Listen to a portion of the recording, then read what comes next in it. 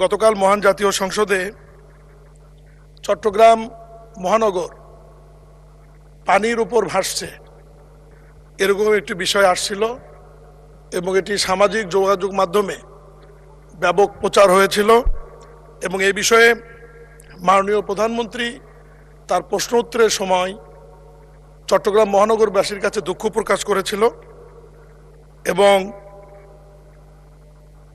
গতকালই মাননীয় প্রধানমন্ত্রী এবং স্থানীয় সরকার মন্ত্রণালয়ের মাননীয় মন্ত্রী আমাকে নির্দেশনা দিয়েছিলেন যে চট্টগ্রাম গিয়ে সরজমিনে পরিদর্শন করে বিষয়টি কি হয়ে আছে বা কি করা যায় বিষয়টি দেখবার জন্য। আমি গতকালই চট্টগ্রামে গিয়েছিলাম। সেখানে সিটি কর্পোরেশন, চট্টগ্রাম উন্নয়ন কর্তৃপক্ষ, পানি উন্নয়ন বোর্ড সহ সবাইকে নিয়ে গতকাল এবং আজকে দুপুর পর্যন্ত আমি চট্টগ্রাম ঘুরেছি। মাননীয় স্পিকার, বিষয়টি সম্পূর্ণ ভিত্তিহীন, বানোয়িত, কাল্পনিক এবং 24 সালের ছবি প্রচার করে একটি অপপ্রচার চালানো হয়েছিল। তবে আমি মাঝে মাঝে রাস্তার মধ্যে নেমেছি, সাধারণ মানুষের সাথে কথা বলেছি। সাধারণ মানুষ এইটুকু বলেছে যে খবরে এবং সামাজিক যোগাযোগ মাধ্যমে নিউজে মাননীয় প্রধানমন্ত্রী যে চট্টগ্রাম নগরবাসীর কাছে দুঃখ প্রকাশ করেছেন, এই জন্য তারা খুব আনন্দিত হয়েছে, খুশি হয়েছে এবং মাননীয় প্রধানমন্ত্রী অত্যন্ত বড় মনের পরিচয় দিয়েছেন যে আমাদের একজন সংসদ সদস্য বা খবরের উপর ভিত্তি করেই উনি দুঃখ প্রকাশ করে ফেলেছেন এবং এটা নগরবাসী খুবই পজিটিভ নিয়েছে এবং নগরবাসী বলেছে যে আজ থেকে 1 বছর আগে 2 বছর আগে যে পরিমাণ জলাবদ্ধতা হতো এখন সেটি নাই।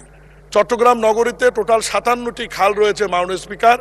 এর মধ্যে 36টি খাল চট্টগ্রাম উন্নয়ন কর্তৃপক্ষের মাধ্যমে 12,000 কোটি টাকা ব্যয়, ওখানে ইঞ্জিনিয়ারিং ব্রিগেড সেনাবাহিনীর তারা এটা বাস্তবায়ন করছে। এর মধ্যে 30টি খালের কাজ সম্পন্ন হয়েছে, 6টি খালের কাজ চলমান ছিল এবং এই যে 6টি খালের কাজ চলমান আছে, এই খালের কাজ করতে গিয়ে কিছু জায়গায় ব্যারিকেড বা বাঁধ নির্মাণ করা হয়েছিল।